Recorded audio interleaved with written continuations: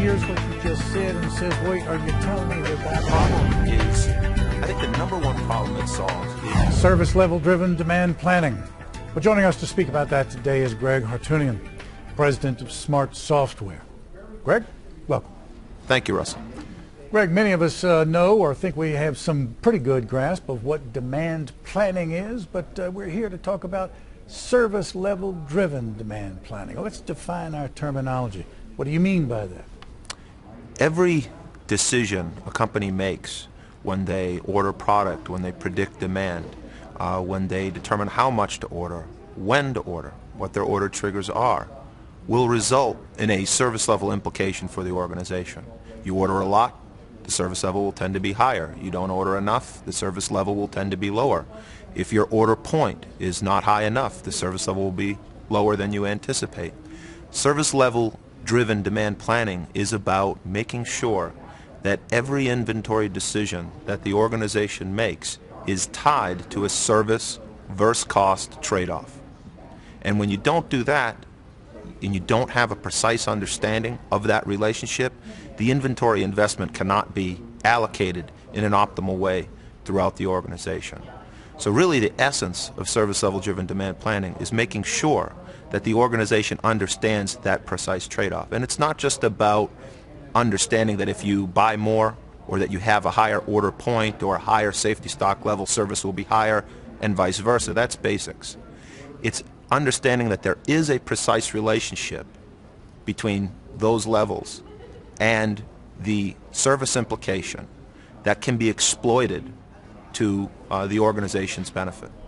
Viewer hears what you just said and says, wait, are you telling me that I've got a problem that this type of demand planning is designed to solve? What would it be? Specify that for me. The problem is, I think the number one problem it solves is, obviously we're talking about inventory reductions, we're talking about improvements in the overall service level.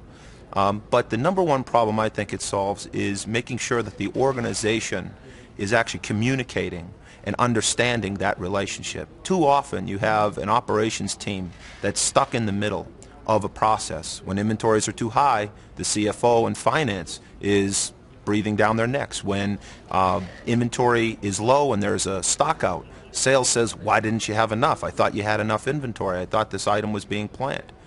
Really, operations needs to be an arbiter, a broker of these trade-offs within the organizations, and too often no one truly understands these trade-offs. So the real problem it solves is getting the organization on the same page and actually viewing service level through one lens. The end result is naturally a reduction in inventory, an improvement in overall service level. Okay, and just imagine this for a moment. I encourage every organization that we meet with, pull up your ERP system. Look at an order point value. Look at your order quantity. Now ask yourself, if you were to increase that order point by 10%, what would the implication on service be? Most oftentimes, the answer is not known. Okay, and even when they think it's known, the precise understanding of that relationship is actually not true. So the real critical piece is just making absolutely certain that relationship is exploited so that you know what a 1% change in inventory is going to do to the service. And when that's done, you can actually allocate inventory in a much, much more effective way. You know, you and I were speaking a little bit earlier about statistical modeling. As I understand it, that's something that really is useful in identifying patterns. But you know, certain organizations obviously are ones where there's intermittent demands where an obvious pattern just simply is not there. So how really does this type of modeling apply in a situation like that? Walk us through that. That's a great question. And I've met a lot of people, and when we go through the inventory planning, a lot of times the question is, well, what service level driven demand planning doesn't sound like anything different than what we're doing today. I mean, maybe we're using Excel spreadsheets, maybe we're using uncertainty associated with the demand to figure out how much to carry. The difference is when you have intermittent demand, all of the traditional rules don't apply. The demand is not normally distributed. So just simply looking at the historical data as a basis for what's going to happen moving forward is not really going to yield an optimal number. Intermittent demand is when you have a lot of zeros, very random spikes. For example, it's different if you're selling hundreds of units every week. There's obviously a clear pattern to that. But if you're selling 0, 0, 5, 2, 27, and then 0 again for a few months, there really isn't an obvious and detectable pattern. Service level driven demand planning within an intermittent demand context allows organizations to simulate the real world uncertainties in the future, so that the service level can be actually benchmarked, the true service level can be benchmarked for every single part at every single location, and then report on that organizationally. And if you're using the right technology, you can actually get a very precise understanding of that, even with intermittent demand. And one of the things that our company has pioneered is solutions for intermittent demand, and making sure that when we tell you that if you stock X amount of units, your service level will be 95% or 97% or whatever service you're striving for, that you will in fact hit that. And that's again another benefit of that service level driven demand planning process, is you will be able to benchmark whether you're in fact hitting the service level that you plan. And through the reporting of that, you'll know where you're off, and you can make steps to remedy those inequities.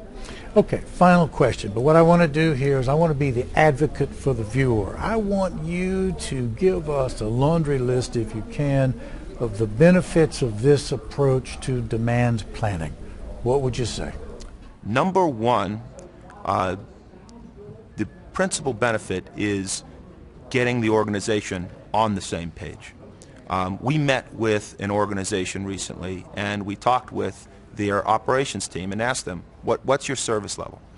And they reported in the high 90s. We then talked to sales, and they said, no, you're in the 80s. Okay, separate conversations. And the reason was sales was measuring service based on how quickly what the probability was of delivering same day.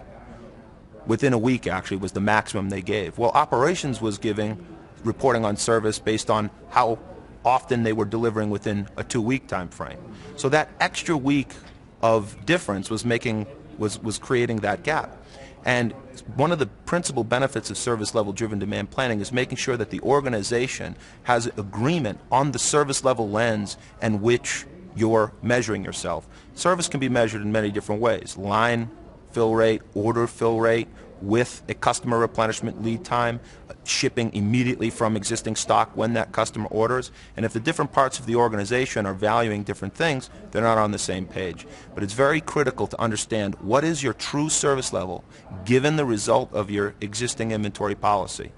And once you know that, you're clearly in a much better position. Then you can target opportunities for savings.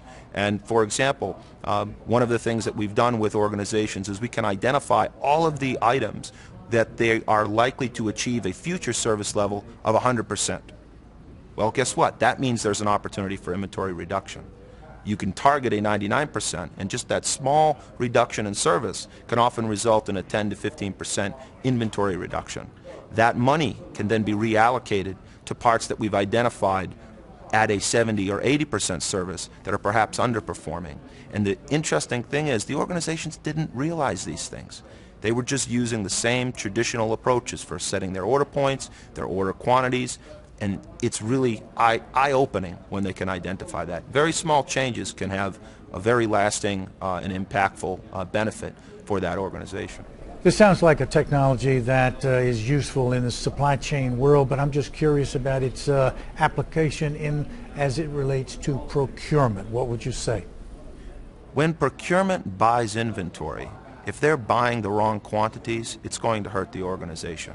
I think if with the service level driven demand planning, procurement can see immediately at the time of that order what the implication is going to be of placing that order, and maybe it makes much better sense to not place that order. It's also going to help the procurement staff understand what to order up to across all the parts that they buy from a particular supplier to make better decisions and leverage economies of scale when negotiating.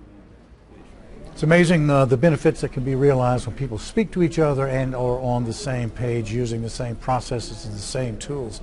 Greg, I know you're busy here at the conference, but you found time to speak with us about this very, very important technology. Thank you so very much. Thank you, Russell.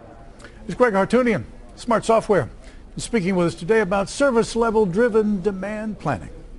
Thank you for watching.